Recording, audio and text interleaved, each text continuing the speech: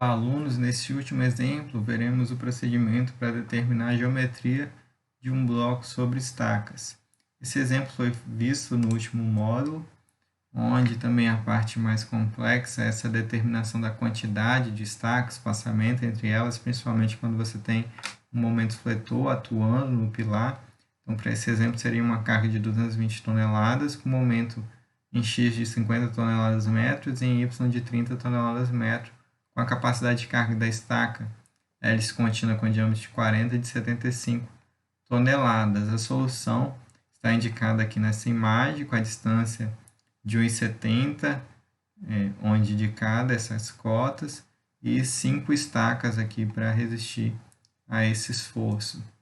A parte da geometria é uma parte mais simples, que ela é em função da distribuição e quantidade de estacas.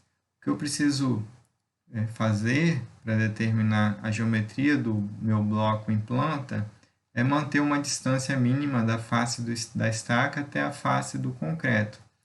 Como eu disse, algumas apostilas, livros trazem valores diferentes. Alguns falam de 15, outros de 20, outros valores dessa distância em função do diâmetro da estaca.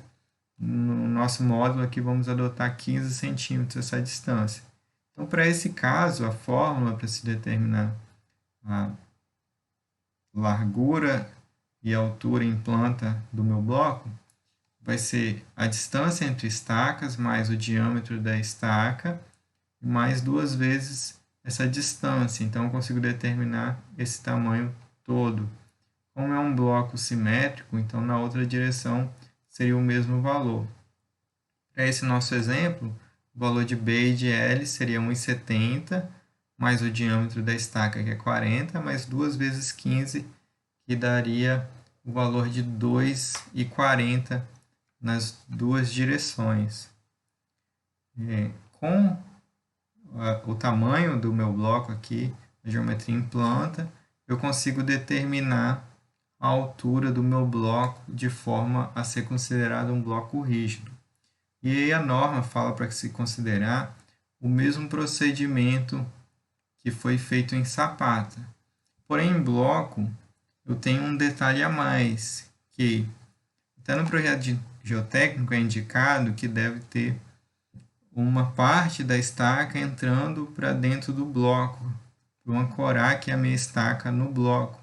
E dependendo da solução, do tipo de estaca, essa distância mais utilizada é 10 centímetros, mas já teve exemplos onde no projeto geotécnico foi indicada uma estaca metálica e foi pedido para que esse embutimento fosse de 50 centímetros.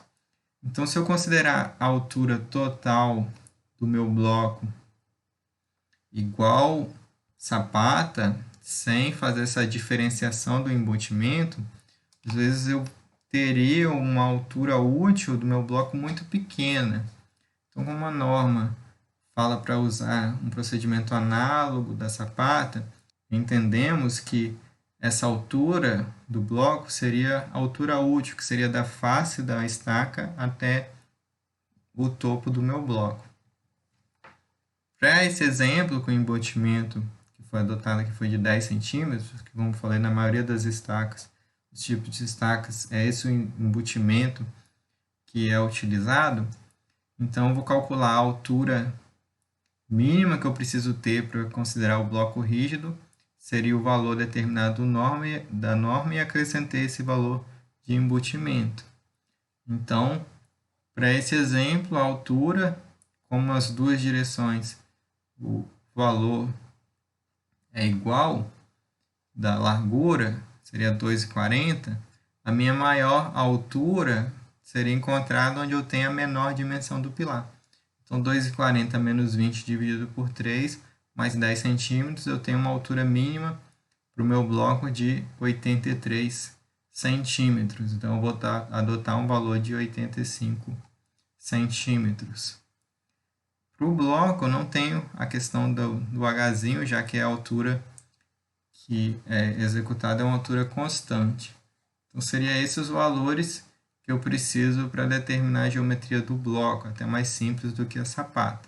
Com relação à área de forma, é a mesma conta que foi utilizada na sapata, porém utilizando toda a altura, já que a altura é constante. Então seria o perímetro vezes o valor da altura do meu bloco. Então a área de forma para esse exemplo seria 2 vezes 2,40 mais 2,40. Então esse valor seria o perímetro vezes a altura, que é 0,85, daria uma área de forma de 8,16 metros quadrados. Já com relação ao volume de concreto, também é bem simples, é a área vezes a altura. Então, tenho 2,40 vezes 2,40 vezes 0,85, ou seja, 4,90 metros cúbicos. Então, cada disposição, se eu tenho um bloco de 3 estacas, aí essa geometria já é um pouco mais complexa, bloco de 2 já seria mais fácil, de 1, de 5, dependendo da distribuição. Se errou uma estaca e a estaca não ficou simétrica, não teria que fazer uma adaptação nessa geometria. Mas é simples porque eu preciso manter esse espaçamento da face da estaca com a face do concreto. Fazendo isso, eu consigo determinar a geometria tanto em planta e depois determinar a altura do meu bloco. Então, esse seria o quarto exemplo.